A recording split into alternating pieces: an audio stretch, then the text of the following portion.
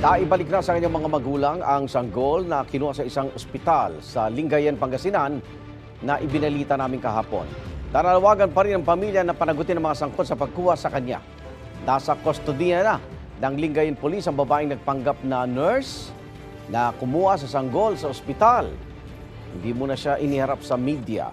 At sa salaysay raw ng babae sa pulisya, nasa ospital siya para bisitahin ang isang nakakonfine na kaanak.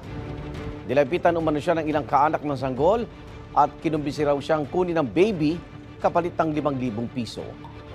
Nakonsensya raw ang babae kaya ibinalik niya ang sanggol. Inibisigan na ng pulisya kung totoo nga ang pahayag ng suspect.